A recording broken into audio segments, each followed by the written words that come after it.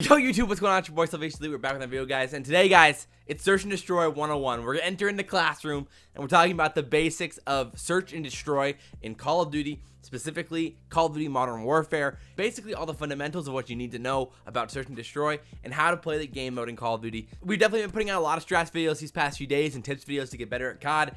And the last video we put out was a learn from the pros on search and destroy. And so after you guys are done with this video, I highly recommend you guys go watch that video because I think it goes over a lot of important things for Modern Warfare more specifically and gives a lot of good examples of what we're talking about today. So with that said, let's get right into the video and talk about Modern Warfare.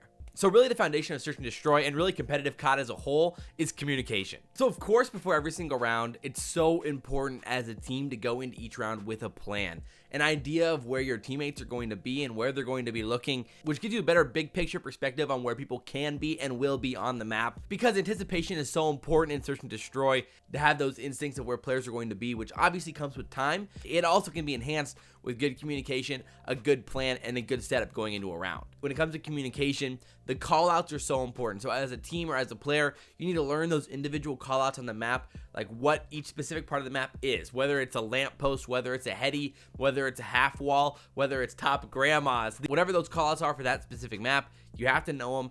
But it's something that you definitely need to iron out as soon as possible with you and your team or as an individual, so that you have a better understanding of where people are coming from on the map and you can communicate well with your teammates. So the other aspect of communication that's really important is talking about what you guys are seeing and where you guys are. And there's a very big difference between where you are and what you're seeing. Generally in a map, there's a handful of lanes or areas of the map where the enemy's most likely going to be coming. You can logically figure out where this opposing team can possibly be, and that's kind of a mental process that you have to get better at as the more you play search and destroy. And so as an individual or as a team, you need to be calling out where you're looking and where you are. I think it's more important to call out where you're looking, and a lot of times people just call out where they are and they don't call out where they're looking. It's just a less specific, more generic call out than actually calling out where you're looking, so you and your teammates can start narrowing down where the opposing team actually is. So the next aspect of search and destroy is kind of the information aspect of search and destroy, which is kind of coming with the callouts and why communication is kind of the foundation of everything. But the information as a whole is so important in search and destroy because so much of the game is really more like a chess game with the opposing team. So it's crucial that you watch across, which for those of you who are maybe new to search and destroy, like probably a lot of you are,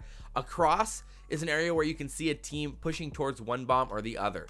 So like in spawn, you either have to run this way towards A bomb or this way towards B bomb, and there might be a lane in here or in here where you can see the opposing team running to that bomb.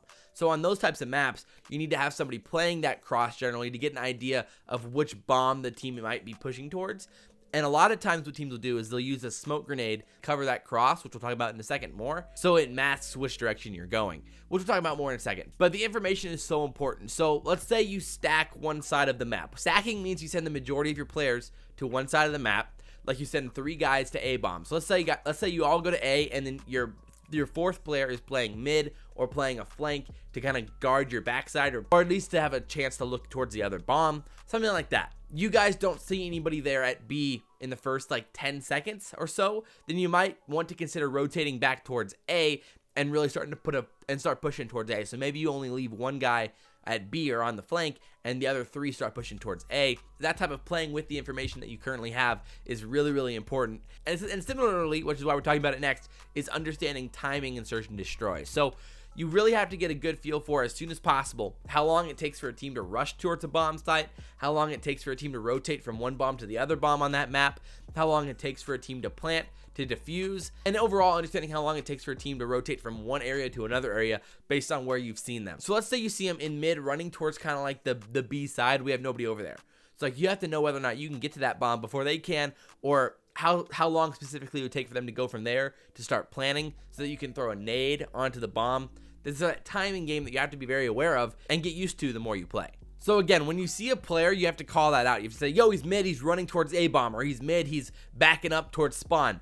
You have to get that type of call outs, which allows you and your team to play that timing game and use it to make the right decision to where you want to play. The next aspect is equipment / tactical / nades and how you use them. So there's a lot of different ways to use nades. I've just posted my first nade spots video for Ramaza just a few days ago, so you go and check that out. The first edition of nade spots for all of the maps. There's a lot of different ways to use nades. You can use nades as pre-nades, which, again, defining this is a nade that you throw near the start of a round to try to get an early pick or an early kill in the round, and you can pre-nade to slow down pushes towards bombs, so like places where players have to run, and you can pre-nade to try to get a kill where you think guys often will be sitting. And so it's an interesting way to mix things up and make your defenses feel a little bit different, to change things up and keep your opponents on their toes. It's a good habit to get into, to pre-nade in different areas and switch things up and try a bunch of different things during a round, because you might be able to get a feel for them, and it's a good way to get more information, because if you get a hit marker, and the same thing with stuns, you might throw a stun early in a round to get an idea of where they are,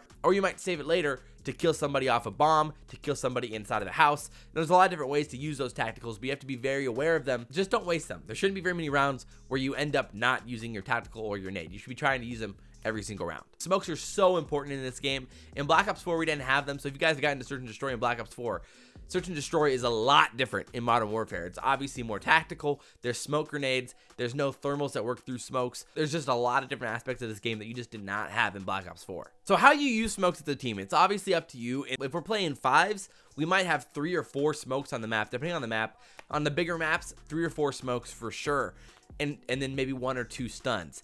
When it comes to tacticals, because smokes are just that important to getting to bombs, breaking bombs, throwing off the opponents, and with only the sporadic dead silence in this game, the smokes can mask some of your sound and allow you to push up towards bombs a little bit more effectively. So again, there's a handful of ways to use smokes. You can use smokes to mask your pushes, and so oftentimes what we'll do is you use smokes as a diversion. You'll throw a smoke towards the A bomb pretty often in rounds, and then you go towards B, but then on your attacks towards A, you're still using that smoke, so they don't know right away whether or not you're going A or whether you're going B. The best metaphor for it is like a pitcher throwing a curveball.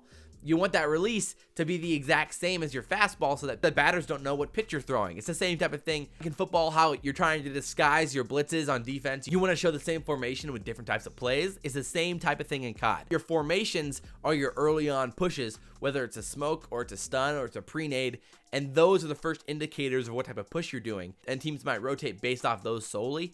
So if you're throwing your stuns or your nades or your smokes towards different sides of the map, that might dictate which way to support themselves as a defense or set up as a defense, so you can use that to your advantage. And obviously smokes can be really good for diffusing bombs as well, especially on a map like Arklov Peak in Modern Warfare, where you can actually use smokes to slow down enemies' pushes because of the long lines of sight. So if you throw the smokes onto their side of the map, it forces them to kind of sit there and wait it out. You have the advantage in the positioning. So you can use it to smoke out a building, smoke out a sniper. They can't pick you while you try to run.